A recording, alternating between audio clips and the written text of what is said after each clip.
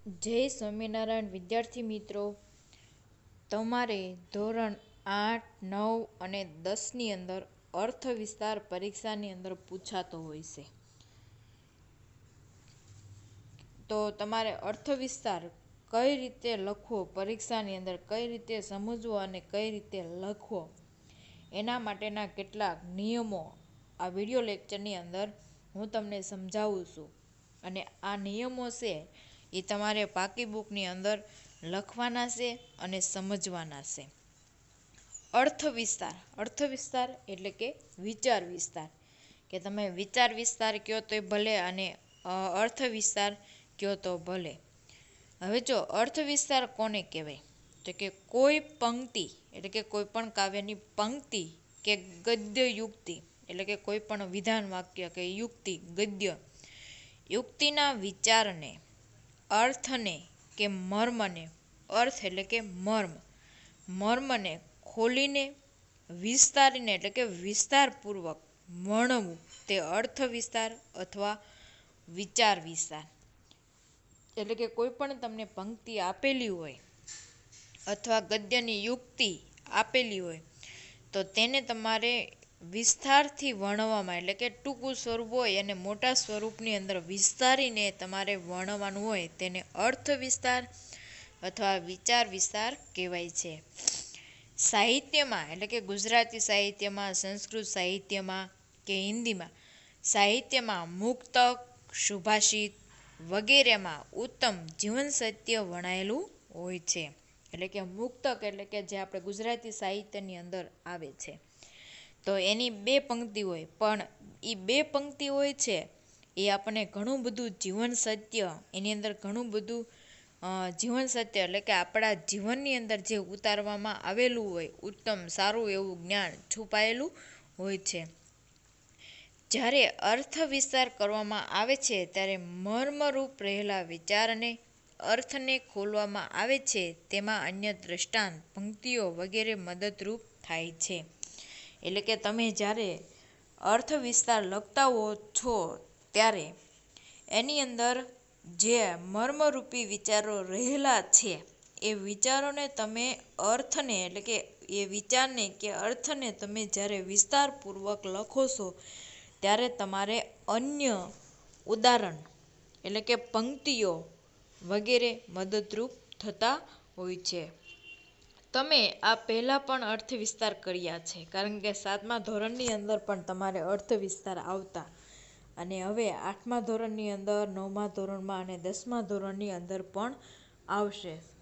તમને ખ્યાલ છે કે અર્થ વિસ્તાર કરવા માટે સૌથી પહેલું પગથિયું છે, એટલે કે પહેલું જે તે પંક્તિના શબ્દો સમજવા. જો સૌથી પહેલું કામ તમારે શું કરવાનું, વિચાર વિસ્તાર લખતી વખતે કે અર્થ વિસ્તાર લખતી વખતે કે એની અંદર જે પંક્તિઓ આપવામાં આવેલી છે એ પંક્તિઓના શબ્દોને તમારે વ્યવસ્થિત રીતે સમજવાના. કારણ કે પંક્તિ જ ન સમજાય તો, જો તમને પંક્તિ જ ન સમજાણી હોય તો આ માટે તમે સતત વાંચન ઉપયોગી રહે છે અર્થ વિસ્તાર કરવા માટે. હવે નિયમ નંબર 1, અપાયેલી પંક્તિને ધ્યાનપૂર્વક વાંચો, 2 વાર 3 વાર વાંચો. એટલે કે પરીક્ષાની અંદર, પેપરની અંદર વિચાર વિસ્તારની જે પંક્તિ તમને આપવામાં આવેલી છે તે તમારે ધ્યાનપૂર્વક એટલે કે અર્થ સાથે વાંચવાની છે. એકવાર ન સમજાય તો બીજી વાર વાંચો, બીજી વાર ન સમજાય તો ત્રીજી વાર વાંચો, આમ 2-3 વાર વારંવાર વાંચો. 2, તેના બધા શબ્દોનો અર્થ સમજો. એટલે કે તમને પંક્તિ આપેલી એ પંક્તિના દરેક શબ્દનો અર્થ તમારે સમજવાનો છે. શક્ય છે કે એમ કે કદાચ એવું બન્યું કે એકાદ શબ્દ ન સમજાય, એટલે કે આ પંક્તિ આપેલી છે એ પંક્તિમાંથી તમને એકાદો શબ્દ ન સમજાણો, પણ જો એને અવગણીને ચાલો, એટલે કે કદાચ તમને જે શબ્દ તમને સમજાણો નથી એ શબ્દને તમે અવગણીને એટલે કે ધ્યાનમાં રાખીને ન ચાલો, એટલે કે નહીં લખો તો, અને એ જ શબ્દ પંક્તિને ખોલવાની ચાવી હોય તો મર્મ નહીં પકડાય. કદાક્ષન તમારે એ જે શબ્દ તમને સમજાણો નથી અને એ શબ્દને તમે છોડી દો તો કદાક્ષન એવું બને કે આ શબ્દ વિચાર વિસ્તાર લખવા માટેનો મર્મ એમાંથી જ હોય. તો આ સંજોગોમાં પંક્તિમાં રહેલા સંદર્ભને ઉકેલવાની કોશિશ કરો. એટલે કે અહીંયા આવી પરિસ્થિતિમાં આ સંજોગોમાં એટલે કે આવી પરિસ્થિતિમાં એટલે કે એની અંદર જે શબ્દો છે, જે પંક્તિની અંદર સંદર્ભ આપેલા છે, એનો અર્થ તમારે સમજવાની કોશિશ કરવાની. તમે વધારે વાંચન કરો તો તમને આવડશે. પછી 3, પંક્તિના વિચારને સમજ્યા બાદ એટલે કે પંક્તિનો વિચાર તમે સમજ્યા બાદ એ અર્થને ખોલવામાં મદદરૂપ થાય તેવા દ્રષ્ટાંતો, પ્રસંગો વિચારો, અન્ય પંક્તિઓ યાદ કરો. એટલે કે તમને પંક્તિ સમજાઈ જાય. હવે પંક્તિનો વિચાર છે, એ અર્થ છે, એ તમને સમજાઈ જાય. હવે તમારે એને વિસ્તાર રૂપે લખવાનું છે. તો તમે લખો છો ત્યારે તેને મદદરૂપ થાય એટલે કે તેનું વર્ણન કરવા માટે, એનો વિસ્તાર કરવા માટે તમને બીજા દ્રષ્ટાંતો એટલે કે બીજા ઉદાહરણો અથવા તો પ્રસંગના વિચારો, અન્ય પંક્તિઓ યાદ કરો.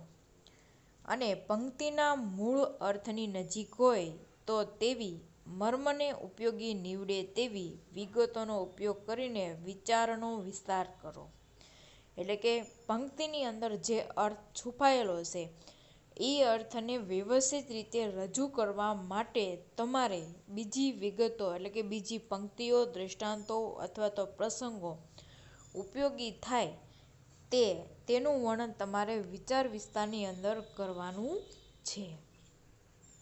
હવે નિયમ નંબર 4, અન્ય દ્રષ્ટાંતો કે પંક્તિઓ ટાંકતી વખતે ધ્યાનમાં રાખવું જરૂરી છે કે મૂળ પંક્તિમાં મર્મથી વિષયાંતર ન થઈ જાય અથવા પંક્તિઓનો અતિરેક ન થાય.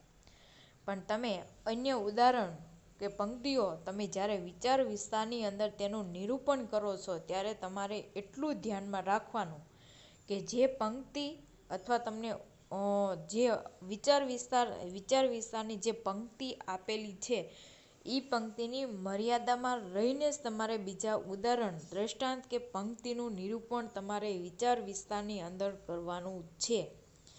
અથવા તમને કીધું હોય બીજું અને તમે એની કરતાં વધારે બીજું કંઈક વધારાનું તમે વિચાર વિસ્તારની અંદર વણી નાખો એ બરાબર નથી. એટલે કે પંક્તિઓનો અતિરેક ન થવો જોઈએ. એટલે કે પંક્તિઓને વધારે પડતી એનું વર્ણન ન કરવું જોઈએ. સુંદર રીતે અર્થ વિસ્તાર કરવાની ક્ષમતા કેળવવાનો ઉત્તમ ઉપાય છે વાંચન. અને જો તમારે અર્થ વિસ્તાર સુંદર રીતે તમારે પરીક્ષાની અંદર, પેપરની અંદર તમારે લખવું હોય તો એના માટેના પગલાં છે, ઉપાય એટલે કે એક તમને પગથિયું છે કે તમે વધારે વાંચન કરો. વાંચન કરો. લેખનની ગુણવત્તા સતત વાંચનથી વધે છે અને તમે જેવી રીતે વધારે વાંચન કરશો એવી રીતે તમારું જે લેખનનું કાર્ય છે એની ગુણવત્તા એટલે કે એનું મહત્ત્વ છે એ પણ સતત વાંચનથી વધી જશે. પંક્તિ વાંચનનો મહાવરો પણ અર્થ વિસ્તાર કરવામાં મદદરૂપ થઈ શકે છે. એટલે કે તમે પંક્તિઓ, નવી પંક્તિઓ વાંચો. પંક્તિઓનું વધારે ને વધારે તમારે મગજની અંદર જ્ઞાન મેળવવાનું. એ પણ તમને અર્થ વિસ્તારની અંદર મદદરૂપ થશે.